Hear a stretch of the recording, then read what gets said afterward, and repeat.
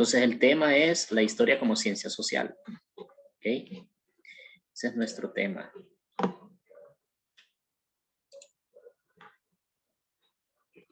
La historia como ciencia social. Entonces, para séptimo grado, el tercer parcial, básicamente se trata de hablar de generalidades de la historia. La historia es una ciencia que forma parte de un conjunto de ciencias llamadas ciencias sociales, porque hay otras ciencias, están las ciencias naturales. Ustedes también llevan clases de ciencias naturales y ven otras disciplinas científicas ahí, pero en el caso de la historia es parte del grupo de las ciencias sociales. Y hay otro tercer grupo que son las ciencias exactas, donde va la matemática y la lógica. Dentro de las ciencias sociales la historia es sumamente importante, porque el objetivo de la historia es entender los procesos que han ocurrido en el pasado, cómo ha venido desenvolviéndose el ser humano en el transcurso del tiempo y cómo esto puede afectar el presente y condicionar el futuro. Entonces las ciencias sociales estudian al ser humano en relación con la sociedad y el entorno en el que vivimos y nos desenvolvemos. También explican por qué suceden determinados fenómenos o problemas dentro de una sociedad. O sea que la historia tiene un objetivo, bueno, tiene varios objetivos, pero uno de los más importantes es determinar por qué ocurren ciertos fenómenos, por qué ocurren ciertas problemáticas, por qué se repiten muchas veces.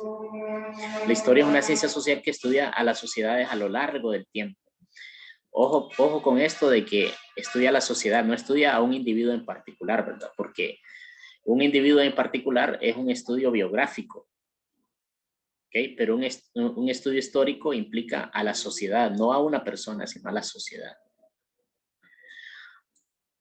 Ahora bien, la historia proviene de un vocablo griego que significa investigación o información. Esto quiere decir que el historiador es como un detective que anda buscando pistas para llegar a poder recrear un suceso y poderlo entender, ¿verdad? Entonces, por eso es que la palabra historia viene de investigar, inquirir. Ahora, esta preocupación por saber nuestro pasado es algo netamente humano. Solo los seres humanos tenemos esa inclinación. A los animales, a las plantas no les interesa su pasado, pero los seres humanos sí. Por eso hemos creado esta ciencia llamada historia, porque deseamos conocer nuestro pasado y cómo esto influye en nuestro presente. En diferentes épocas, todo grupo humano ha buscado explicar su pasado. Todas las civilizaciones que han existido en el planeta han querido explicar su pasado y para ello, como no se había desarrollado el método científico, entonces tuvieron que hacerse mitos, leyendas o explicaciones religiosas para poder tener un sentido del pasado. Entonces ahí nosotros vemos que hay diferentes historias, no es lo mismo historias o leyendas que historia, ¿verdad? Historia propiamente hablando, la historia es una ciencia. Las historias o leyendas contadas como mitos no son ciencia. Entonces eso hay que dejarlo claro. El método histórico o la metodología de la historia comprende todo un conjunto de técnicas, procedimientos que usan los historiadores para investigar los sucesos y escribir la historia. O sea que, como la historia es una ciencia, utiliza un método, y el método que utilizan las ciencias se llama método científico. ¿Qué es lo que hace el método científico? Como probablemente ya lo he enseñado en sus otras asignaturas, el método científico lo que hace es recabar información, plantearse hipótesis, comprobar las hipótesis y formular al final leyes generales. Entonces, igual que los demás científicos, los científicos que investigan la historia, el pasado humano, tienen que ser sumamente rigurosos. Sumamente rigurosos significa que tienen que investigar a fondo, comprobar las cosas, buscar evidencias, para que de esa manera lo que investiguen tenga validez y el criterio que se maneje sea consensuado por la mayoría de los científicos que estudian la historia. Entonces, dentro de todos los métodos que utiliza la historia, el primero, el que engloba a los demás, es el método científico. Dentro de ese método científico está el método histórico, el método hermenéutico, el método comparativo, el método iconográfico, el método etnográfico, el método empírico. Por ejemplo, en el caso del método hermenéutico, se utiliza unas técnicas de lenguaje. Aquí la historia utiliza una ciencia auxiliar que es la lingüística para analizar los conceptos, cómo vienen cambiando a lo largo del tiempo. Analizar el idioma en el que se desarrolló esa historia para poder darle una interpretación más objetiva. Con el método comparativo se busca hacer un análisis de dos civilizaciones, dos sociedades que desarrollaron un proceso histórico al mismo tiempo y compararlo, ¿verdad? Puede ser, por ejemplo, cuando el ser humano en la antigüedad logró domesticar las plantas y los animales, que a eso se le llama la revolución agrícola. La revolución agrícola ocurrió en China, en Egipto, en Irak, donde ahora son esos países, ¿no? Aquí en América, por los aztecas, los mayas. Entonces, ¿cómo es que estos grupos aisladamente lograron ese nivel de desarrollo? Entonces lo comparan a ver qué tipo de situaciones encuentran en común. Los historiadores utilizan el método comparativo para ver qué hay en común entre todas estas civilizaciones que logran alcanzar algo, a un nivel de desarrollo. El método iconográfico, que se basa en el estudio de las imágenes, de los símbolos. ¿Por qué? Porque el lenguaje, voy a estar repitiendo lo del lenguaje con lo de la historia, porque ustedes tienen que saber que la historia comienza cuando se inventa el lenguaje escrito. Cuando el ser humano desarrolla la escritura, comienza la historia humana. ¿Por qué? Porque ahí hay registros, porque queda evidencia de cómo vivían los seres humanos, porque lo escribían, lo narraban en sus escritos. Entonces, antes de la escritura, lo que hay es una prehistoria, así se le llama. Antes de la escritura, prehistoria. Después de la escritura, historia. ¿Y cuándo fue que el hombre inventó la escritura? Pues los historiadores han llegado a la conclusión, basado en sus análisis, de que ocurrió hace 3.500 años antes de Cristo. O sea, más de 5.000 años antes, en el pasado. ¿Dónde?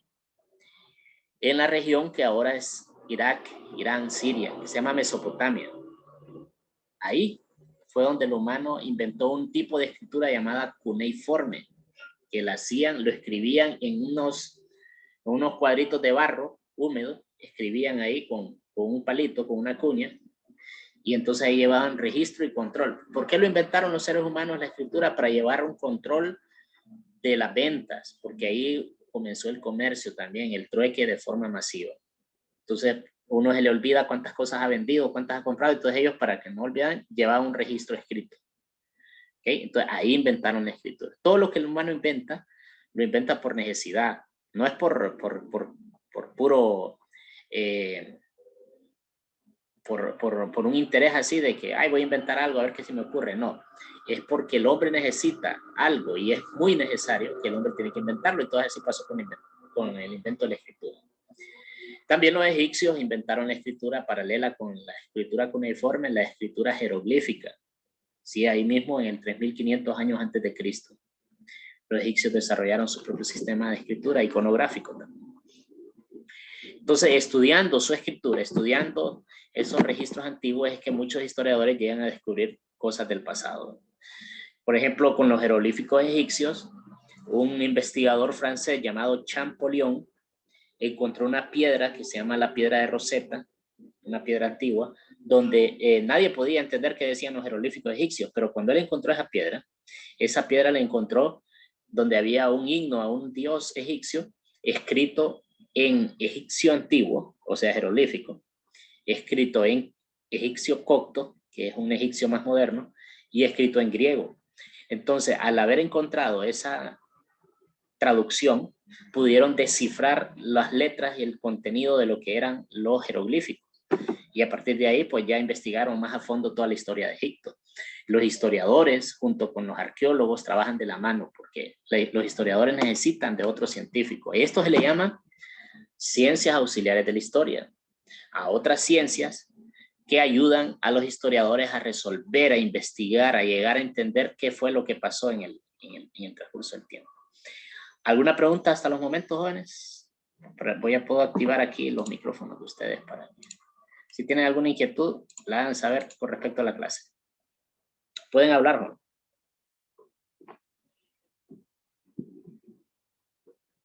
¿Tienen alguna inquietud? ¿Se escucha bien lo que estoy diciendo? No sean tímidos.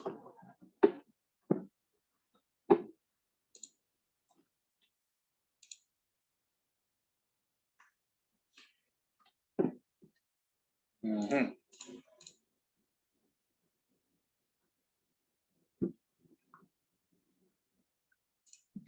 Entonces, como pueden ver aquí, en este pequeño cuadro, aparecen las ciencias nombradas nada más. La tarea de ustedes que tuvieron que haber entregado era buscar en el diccionario el significado y escribirlo en su cuaderno. ¿Qué es la paleontología? ¿Qué es la antropología? ¿Qué es la cronología? Todas estas ciencias ayudan al historiador. La paleontología, por ejemplo, le ayuda brindando la información sobre los restos fósiles de humanos que vivieron antes de que se inventara la escritura. Entonces, los paleontólogos encuentran restos en forma de huesos petrificados, los estudian, los analizan, porque hay métodos modernos con los cuales se puede incluso saber exactamente cuándo vivió esa persona que se encuentra en sus huesos, a través de un método, una técnica científica que se llama la datación por carbono 14.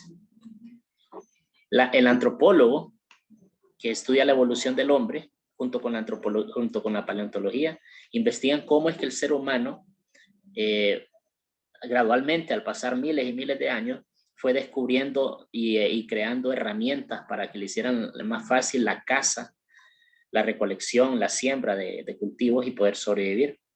Porque el humano al principio vivía en cavernas, era un nómada, no tenía casa, sino que andaba de un lado para otro siguiendo los animales para cazarlos y alimentarse de ellos. No habían pueblos ni habían ciudades. El ser humano vivía, se desenvolvía como otro animal de la selva. Pero a medida fue evolucionando, fue descubriendo, fue inventando, cambió totalmente su estilo de vida, se volvió sedentario, empezó a construir casas, chozas, y luego las primeras ciudades inventaron el arado, la rueda, y así descubrieron los metales, fueron evolucionando su tecnología, fueron evolucionando también como seres sociales, a integrarse a un grupo, a crear leyes, normas para que todos pudieran convivir. Eso pasó miles y miles de años. Miles de años. No fue de un día para otro. Estas ciencias auxiliares ayudan para que el historiador entienda cómo fue que ocurrió eso. Y, por ejemplo, está la epigrafía, aquí está la epigrafía, que estudia las escrituras antiguas, como lo que le estaba diciendo del idioma jeroglífico egipcio, o el idioma de los mayas. Una persona que sepa traducir los jeroglíficos mayas es un epígrafo. ¿Okay? O otras ciencias que son menos conocidas, como la numismática, que estudia el uso de la moneda y de las medallas antiguas, porque el acuñamiento de monedas para hacer intercambio de bienes es algo bastante antiguo, es de la edad antigua. Se hacían con diferentes metales, sobre todo oro y plata. Entonces, esa ciencia que estudia esas monedas para cuando se encuentran monedas antiguas, datar y saber de cuándo era, de qué periodo, se llama numismática. Entonces, hay una gran cantidad de ciencias auxiliares que le ayudan a la historia porque las ciencias son interdisciplinarias. Significa que se necesitan mutuamente, se correlacionan. Ahora, para que el historiador logre formarse un criterio sólido de lo que ocurrió en el pasado, necesita fuentes. Fuentes son las que utilizan para formular, desechar o confirmar hipótesis. Porque la hipótesis es, por ejemplo, yo digo, yo tengo una hipótesis de que los mayas desaparecieron porque el fenómeno del niño y el fenómeno de la niña que en Centroamérica ataca hace que el clima sea muy inestable, entonces afecta a las cosechas. Esa puede ser una hipótesis. Ahora, ¿cómo la va a confirmar? ¿Cómo la va a comprobar? Pues buscando restos arqueológicos de ese tiempo, del periodo de los mayas, y verificando si realmente hubieron inundaciones o se perdieron las cosechas, hubieron sequías, junto con los geólogos, que los geólogos estudian la tierra, pueden comparar su información y hacer análisis, y luego los arqueólogos investigar los flujos migratorios con los demógrafos, y entonces entre todos ellos pueden llegar a una conclusión. Y esa conclusión es la confirmación de la hipótesis y decir, sí, es cierto mi hipótesis. Esa corazonada que tuve de cómo fue que los mayas se fueron, era cierta, o puede ser que no. Y entonces se desecha la hipótesis, la información, las fuentes de la historia me dicen que no fue así, entonces esa hipótesis no es válida. Los científicos trabajan de esa manera. Tienen que corroborar su información. Ahora, las fuentes que utiliza el historiador pueden ser de dos tipos, pueden ser directas o primarias. Aquí tenemos todos los testimonios que fueron producidos directamente por el ser humano. Y dentro de esas fuentes directas lo agrupamos en 5 grupos. Las escritas, que son por ejemplo los diarios, las cartas, las biografías, los documentos, las leyes, todo lo que se puede encontrar escrito del pasado forma parte de una fuente importante para los historiadores. Si por ejemplo una persona escribió un diario, como Francisco Morazán, o por ejemplo el Che Guevara, que escribió un diario, si usted como investigador tiene acceso a ese diario, puede descubrir muchas cosas del pasado y hacer un estudio más detallado, porque ahí están en los diarios los pensamientos, las interioridades de esa persona escritas, o las cartas que se mandaban. Por ejemplo, en la Biblia, en el Nuevo Testamento, son cartas. Se recopilaron esas cartas que se mandaban los apóstoles con las comunidades que ellos crearon, y en algún momento esas cartas se reunieron y se conformó un libro, que es la Biblia. Pero esas cartas son parte de la historia, cartas que las mandaban para que otras personas las leyeran, y son importantísimas, si no, no existiría esa información. Entonces, esas son fuentes que utiliza el historiador. Otro tipo de fuentes son las gráficas, dibujos, pinturas, mapas, que son información que el historiador se lo puede encontrar en los templos, por ejemplo. Ustedes han visto por televisión documentales que los egipcios en sus templos hacían un montón de dibujos, y esos dibujos, esas pinturas, casi nadie las entiende, solo los expertos, los egiptólogos, porque han encontrado qué simboliza al estudiarlo, al profundizarlo. Son una fuente importante. Los mapas antiguos, las pinturas, las esculturas también.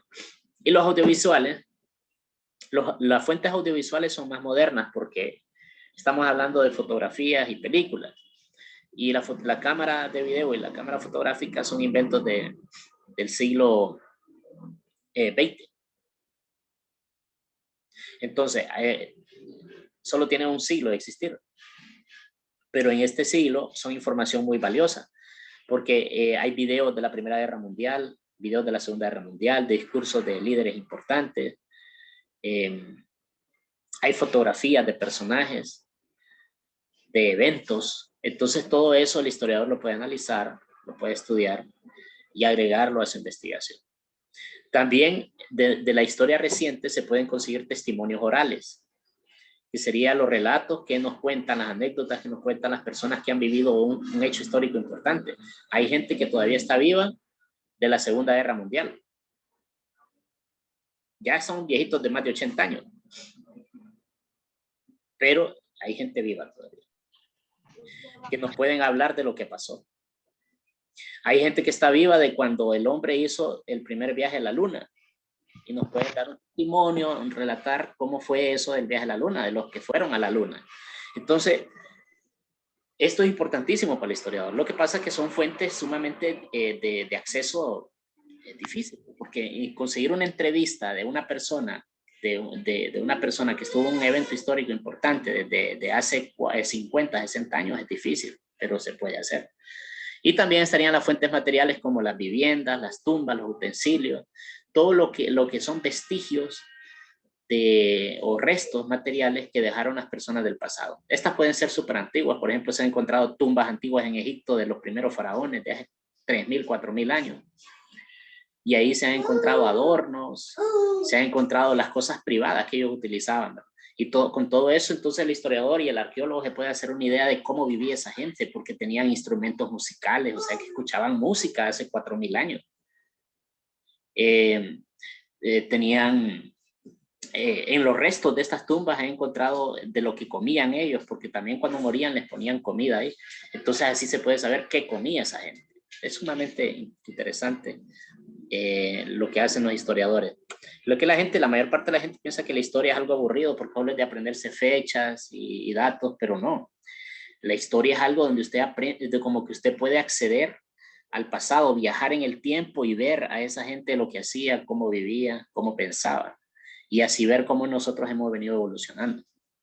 Los otros tipos de fuentes son las indirectas o secundarias, que son todas las interpretaciones que otros historiadores han venido haciendo a lo largo del tiempo y que se ha condensado en libros, en periódicos, revistas o enciclopedias. Entonces, esa es una fuente de segundo grado porque no es directa, no es algo que las personas de la antigüedad lo hicieron, sino que otras personas han venido recopilando. Entonces, ustedes lo que hicieron, los que hicieron la tarea, fueron investigar esos conceptos de las ciencias auxiliares y elaborar un esquema de la fuente de la historia. La mayoría lo hizo bien. Ahora sí, ¿alguna pregunta? ¿Tienen dudas al respecto? Hablen, no sean tímidos.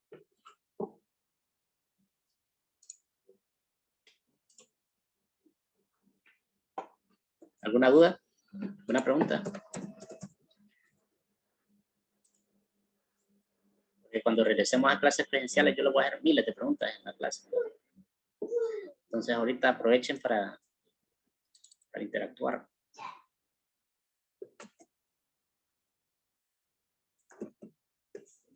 ¿Tienen alguna duda de la